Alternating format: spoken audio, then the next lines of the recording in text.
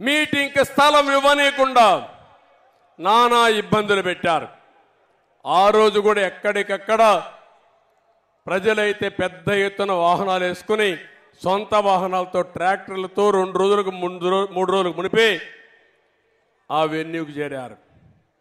ఈరోజు ఇక్కడ మీటింగ్ పెట్టాం.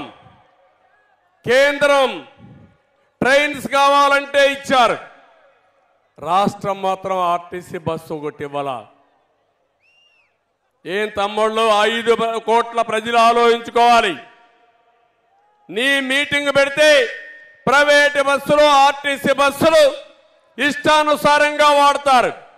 అదే ప్రతిపక్షం మీటింగ్ పెడితే మేము డబ్బులు కడతామంటే బస్సులు ఇవ్వనీయకుండా చేశారంటే ఇది ప్రజాస్వామ్యమని మిమ్మల్ని అడుగుతున్నా.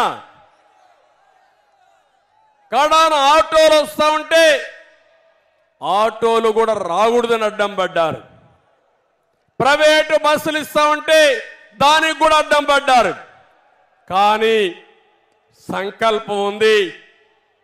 మీరు ఎన్ని ఇబ్బందులు పెట్టినా తప్పించుకొని ఈ మీటింగ్కి వచ్చి బ్రహ్మాండంగా జయప్రదం చేశారంటే మిమ్మల్ని అందరినీ మనస్ఫూర్తిగా అభినందిస్తున్నాను.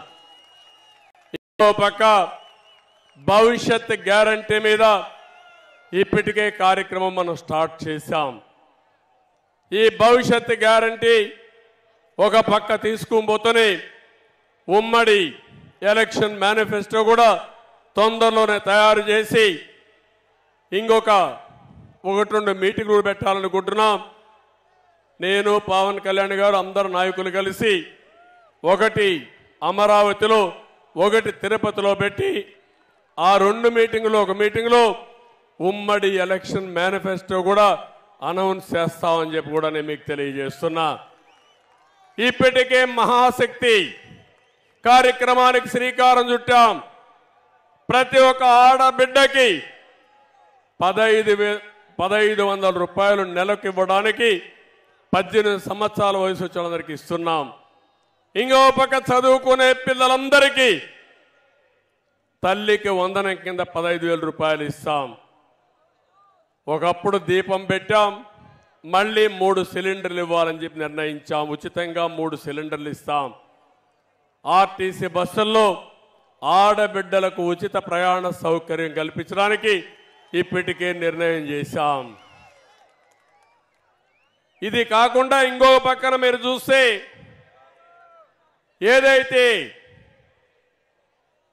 యువగళం ఒక చరిత్ర 20 లక్షల మందికి ఉద్యోగాలు ఇప్పించే బాధ్యత 5 సంవత్సరాల్లో ఈ అలయన్స్ పార్టీలు తీసుకుంటాం. ఇది కాకుండా నెలకు 3,000 రూపాయలు నిరుద్యోగులకి నిరుద్యోగ భృతి ఇచ్చి మిమ్మల్ని ఆదుకుంటాం. బాగా చదివించే బాధ్యత నాలెడ్జ్ ఎకానమీలో ప్రపంచ పట్టణంలో తెలుగు జాతిని తెలుగు యువతను పెట్టే బాధ్యత తీసుకుంటాం. వ్యవసాయం నేను ఎక్కువ మాట్లాడడం లేదు, ఇంత మునిపే మన వాళ్ళందరూ చెప్పారు. వ్యవసాయం సర్వనాశనమైంది.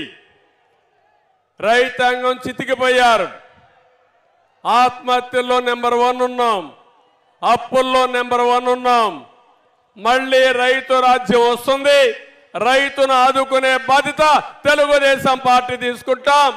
ప్రతి ఒక్క రైతుకి 20,000 రూపాయలు సంవత్సరానికి ఆర్థిక సహాయం చేసే బాధ్యత అన్నదాత కార్యక్రమం చేస్తామని చెప్పి కూడా నేను మీకు తెలియజేస్తున్నాను.